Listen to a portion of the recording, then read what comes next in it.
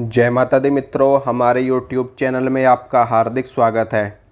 आज मैं आपको भगवान गणेश का मंत्र कैसे सिद्ध किया जाता है इसके बारे में आपको जानकारी दूंगा। भगवान गणेश का एक मूल मंत्र है जिसको मंत्र मैं आपको बताता हूँ। मंत्र ये है ओम गम गणपतये नमः। ओम गम गणपतये नमः। ये मंत्र आपको गणेश अथर्व शीर्ष में भी मिल जाएगा, ठीक है।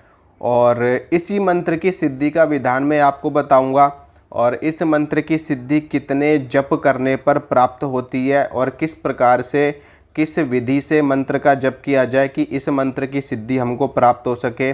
सबसे पहली बात तो ये है कि जब आप इस मंत्र को सिद्ध कर लेते हैं तो आपको भगवान गणेश की कृपा मिल जाती है। भगवान गणेश का आशीर्वाद आपको मिल जाता है। भगवान गणेश की दो पत्नियां हैं, एक रिद्धि और एक सिद्धि, ठीक है। भगवान गणेश की दो पत्नियां हैं, एक रिद्धि और एक सिद्धि।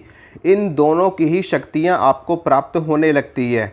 रिद्धि का अर्थात होता है कि जो भी ये नवरत्न से संबंधित चीज़ें होती हैं, नवरत्नों से संबंधित चीज़ें होती हैं, जैसे कि आपने देखा होगा ये नीलम होता है और तरह तरह के पुखराज होते हैं, मतलब कि माणिक्य आदि होते हैं, यानी कि जो रत्न होते हैं उन्हें कहा जाता है। रिद्धि से हमें उनकी प्राप्ति होती है, रत्नों की प्राप्ति होती है रिद्धि से। और सिद्धि से हमें शक्तियां प्राप्त होती हैं, अलग अलग सिद्धियां होती हैं। वैसे तो जो योग शास्त्र के अनुसार अष्ट सिद्धि सबसे प्रमुख सिद्धियां बताई गई, जिसमें अणिमा, महिमा, लघिमा, गरिमा, प्राकाम्या, परकाया, प्रवेश और उसके बाद आपकी ईशित्व, वशित्व, ये सारी सिद्धियां आती हैं अष्ट सिद्धियों में, ठीक है। तो रिद्धि की जब आपको सिद्धि हो जाएगी, यानी कि जब आप भगवान गणेश के मंत्र का जप करते हैं तो इन दोनों की ही सिद्धि आपको प्राप्त होने लगती है। भगवान गणेश अर्थात गणों का ईश, भगवान शिव के जो गण हैं उनमें प्रमुख गण भगवान गणेश माने जाते हैं, क्योंकि ये उनके पुत्र हैं, भगवान शिव के माता पार्वती के पुत्र हैं। और भगवान गणेश के जितने बाकी के गण हैं उन सब में सबसे प्रमुख भगवान गणेश को माना जाता है, इसीलिए इनको गणेश कहा जाता है, अर्थात गणों के ईश, गणों के ईश्वर, इसीलिए इनको गणेश कहा जाता है। इसके साथ में इनको एक दंत कहा जाता है, विघ्नहर्ता कहा जाता है, विघ्नकर्ता भी कहा जाता है। किसी भी साधना से पहले, किसी भी अनुष्ठान से पहले भगवान गणेश की पूजा अर्चना करी जाती है, भगवान गणेश के मंत्र का जप किया जाता है। अगर आप भगवान गणेश की पूजा नहीं करते हैं, भगवान गणेश के मंत्रों का जप नहीं करते हैं, भगवान गणेश को प्रणाम नहीं करते हैं, तो आपके कार्य में विघ्न आएंगे ही आएंगे, इसमें कोई भी संशय वाली बात नहीं है। और भगवान गणेश की अगर आप एक माला मंत्र करते हो प्रतिदिन तो आपके ऊपर भगवान गणेश की कृपा होगी, आपको विद्या की प्राप्ति होगी, आपको बुद्धि की प्राप्ति होगी, आपको धन, वैभव, ऐश्वर्य की प्राप्ति होगी, ठीक है। क्योंकि भगवान गणेश बुद्धि के भी देवता हैं और भगवान गणेश धन के भी देवता हैं, यानी कि ये आपको बुद्धि भी देते हैं और आपको धन धान्य से परिपूर्ण भी कर देते हैं। तो भगवान गणेश का एक मूल मंत्र है ओम गम गणपतये नमः। इस मंत्र की सिद्धि कब प्राप्त होती है, कैसे प्राप्त होती है, किस विधि से प्राप्त होगी, ये सारी जानकारी मैं आपको इसी वीडियो में बताने वाला हूँ। तो चलिए शुरू करते हैं। भगवान गणेश का ये जो बीज मंत्र है, इसको बीज मंत्र ही बोला जाता है वैसे, ठीक है। और इसमें जो बीज मंत्र है गम, ये भगवान गणेश का बीज मंत्र है और भगवान गणेश का स्थान मूलाधार चक्र में बताया गया है।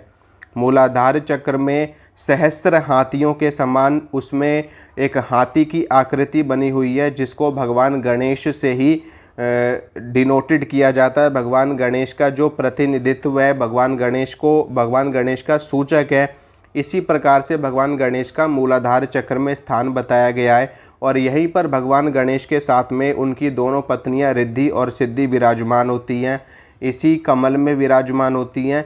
तो जब आप भगवान गणेश के मंत्र का जप करने लगते हैं तो आपको रिद्धि सिद्धि भी प्राप्त होने लगती हैं। रिद्धि सिद्धि की अलग से आपको कुछ भी करने की आवश्यकता नहीं है, सिर्फ और सिर्फ केवल और केवल भगवान गणेश के मंत्र का जप आपको करना है, उससे आपको भगवान गणेश के साथ साथ रिद्धि सिद्धि भी सिद्ध हो जाएंगी। क्योंकि उनकी पत्नियां हैं और जहाँ पर पति जाएंगे वहाँ पर उनकी पत्नियाँ तो जाएंगी जाएंगी। जैसे भगवान विष्णु के साथ में माता लक्ष्मी, भगवान विष्णु की पूजा करो तो लक्ष्मी स्वतः प्राप्त हो जाती हैं। ठीक है, इसी प्रकार से भगवान गणेश के मंत्र का जप करने से रिद्धि सिद्धि स्वतः आपके घर में विराजमान होने लगती हैं, उनकी कृपा आपको प्राप्त होने लगती है। ठीक है, इसके साथ में भगवान गणेश के 2 पुत्र भी हैं जिनको कहा जाता है शुभ लाभ। शुभ लाभ के बारे में आपने सुना होगा, अक्सर लोग अपने घरों के बाहर लिखते हैं शुभ एक तरफ लाभ, यानी कि शुभ जो शुभता का प्रतीक है और लाभ जो लाभ का प्रतीक है। तो ये भी भगवान गणेश के पुत्र हैं, तो इनकी भी कृपा आपको मिलने लगती है अपने आप ही। तो कहने का मतलब ये कि भगवान गणेश की पूजा करना, साधना करना आपको लाभदायक ही लाभदायक है, हर जगह से लाभदायक है। इनकी साधना में कोई खतरा नहीं है किसी भी प्रकार का, कोई भी व्यक्ति इनकी साधना कर सकता है, क्योंकि भगवान गणेश स्वयं विष्णु रूप आए।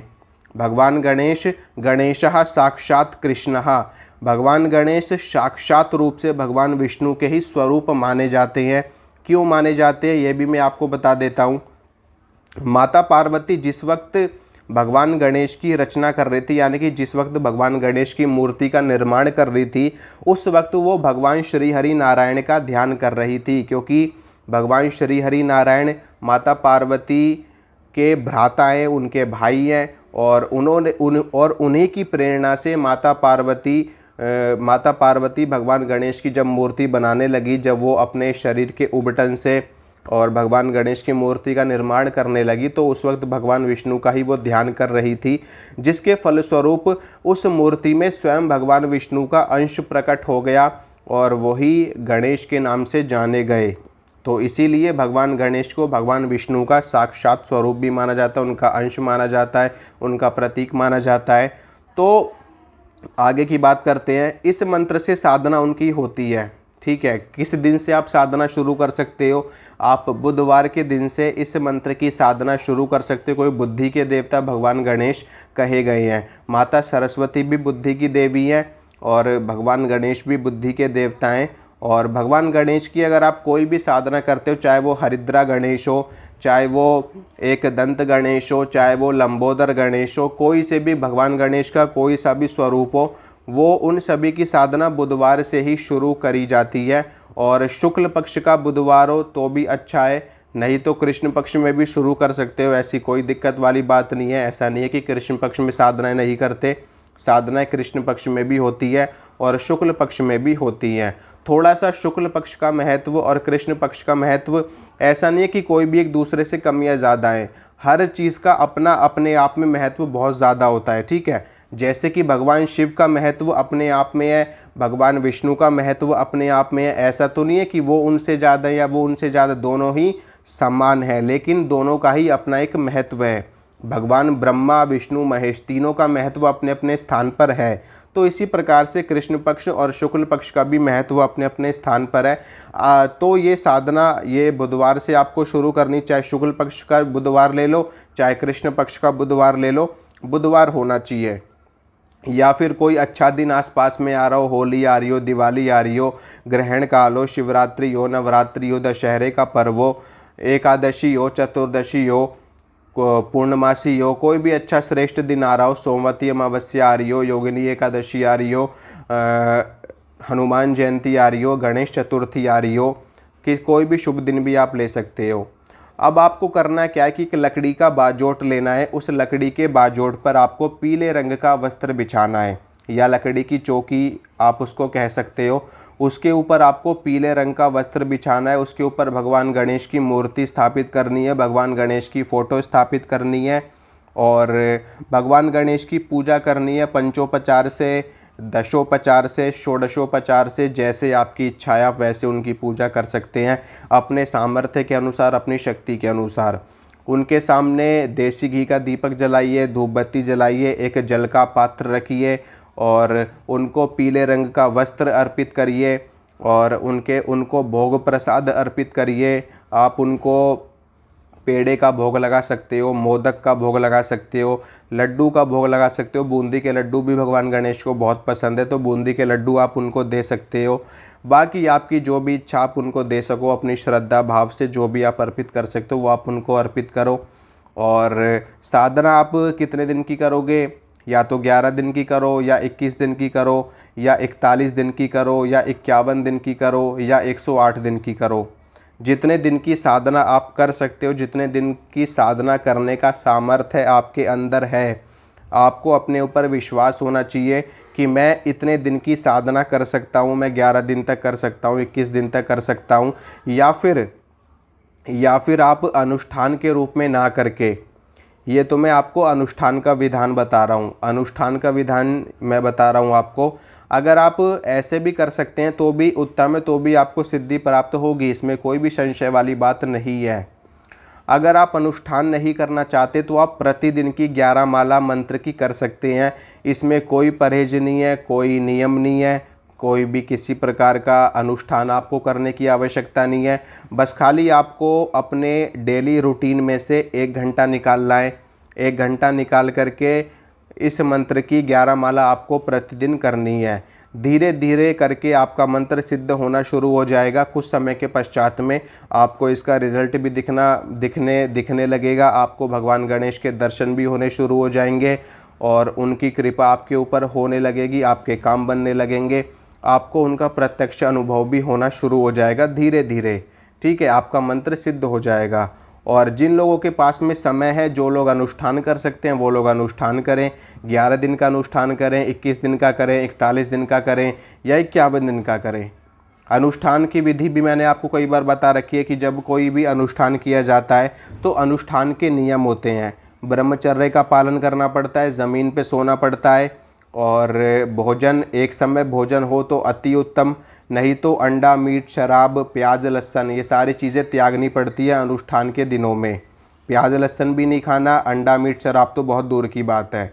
ठीक है, ज़मीन पे सो, ब्रह्मचर्य का पालन करो और संकल्प ले लो कितने मंत्र का जप आप कर सकते हो। मेरे हिसाब से तो कम से कम, अगर आप अनुष्ठान कर रहे हो तो कम से कम 51 माला तो करो ही करो। ठीक है, अगर आप अनुष्ठान कर रहे हो तो कम से कम 51 माला तो करो, नहीं तो 11 माला 21 माला तो लोग वैसे भी कर लेते हैं। करने वाले जो हैं वो लोग अपने डेली रूटीन में भी 11 माला 21 माला करते हैं। तो जब आप अनुष्ठान कर रहे हो, आप विशेष सिद्धि प्राप्त करना चाहते हो, तो उसमें कम से कम 51 माला या 101 माला तो करो ही करो।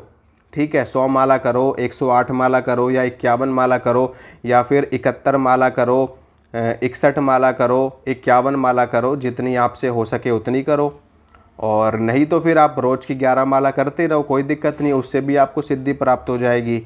और इसमें अनुष्ठान इसी प्रकार से होगा।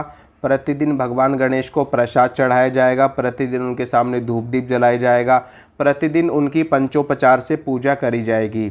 लेकिन जो आप उनको वस्त्र इत्यादि अर्पित करोगे वो सिर्फ आपको एक ही बार अर्पित करना है। भगवान गणेश की पूजा के साथ में आपको किसका पूजन करना है? अपने पितरों को प्रणाम कर लेना थोड़ा सा। ठीक है, अपने पितरों को प्रणाम कर लेना और अपने कुल देवता को प्रणाम कर लेना। भगवान गणेश की पूजा के बाद भी आप उनको प्रणाम कर सकते हो, भगवान गणेश की पूजा से पहले भी आप उनको प्रणाम कर सकते हो। पितरों को नमस्कार कर लेना, अपने कुल देवता को नमस्कार कर लेना, उनके लिए भी थोड़ा थोड़ा सा प्रसाद आप निकालते रहना, रोज का निकालते रहना। चाहे आप उनको एक ही बार अर्पित कर दो कि भैया ये आपका भोग प्रसाद है, आप इसको स्वीकार करो और मुझे आशीर्वाद दो, ताकि मुझे साधना में सिद्धि प्राप्त हो सके, सफलता मिल सके। ठीक है, और इसके बाद में भगवान गणेश की प्रतिदिन पूजा करो, रोज़ की 100 माला 101 माला करो, और फिर देखो कैसे आपको सिद्धि भी प्राप्त होगी, आपको दर्शन भी होंगे उनके। और एकांत में साधना करना, कम बोलना, झूठ मत बोलना, गुस्से पर नियंत्रण रखना, अपने घर में किसी भी प्रकार से कलेश मत करना, किसी से बहस मत करना, फालतू की बातें नहीं, मोबाइल फ़ोन ज़्यादा इस्तेमाल मत करना, कोई मोबाइल फ़ोन में किसी भी तरह की गलत चीज़ें मत देखना, कोई भी चीज़ें अलग जो आपके चित्त को भ्रमित करें, जो आपके अंदर काम वासना को प्रकट करें, ऐसी कोई भी चीज़ें आपको नहीं देखनी है, गलत चीज़ें नहीं देखनी है। मोबाइल को दूर रखना अपने से, अपने साधना में ही ध्यान लगाना और भगवान गणेश की पूजा में ही ध्यान लगाना। सुबह शाम भगवान गणेश की पूजा करना पंचोपचार से, और भगवान गणेश के मंत्र का जप आप कर सकते हो। 51 माला सुबह कर सकते हो, 51 माला शाम को कर सकते हो। आप ऐसे भी कर सकते हो, अगर आप एक ही बार में 100 माला कर सकते हो तो वो भी अच्छी बात है। अगर आप एक बार में नहीं कर सकते तो सुबह कर लो, शाम को कर लो, डिवाइड करके आप कर सकते हो। 2 बार में भी कर सकते हो, 3 बार में भी कर सकते हो, 4 बार में भी कर सकते हो, ठीक है, कोई दिक्कत वाली बात नहीं है। आप 21-21 माला करके 5 बार बैठ सकते हो। 21 माला सुबह कर लो, फिर 21 माला दोपहर में कर लो, फिर 21 माला शाम को कर लो, फिर 21 माला रात को कर लो। इस प्रकार से आप 4 बार या 5 बार भी बैठोगे तब भी आपकी 100-101 माला आराम से हो जाएंगी। मंत्र सिद्धि में इतना समय तो आपको देना ही पड़ेगा, नहीं तो आपको वैसे भी जप कर सकते हो। तो इस प्रकार से साधना करिए, आपको ज़रूर सिद्धि प्राप्त होगी। माता रानी का आशीर्वाद आप सभी के साथ बना रहे और इसी तरह से आप लोग मुझे सहयोग करते रहिए और मेरा साथ देते रहिए ताकि मैं आपको हमेशा जानकारी देता रहूं। और ठीक है मित्रों, मिलूँगा आपसे अगली वीडियो में। जय माता दी।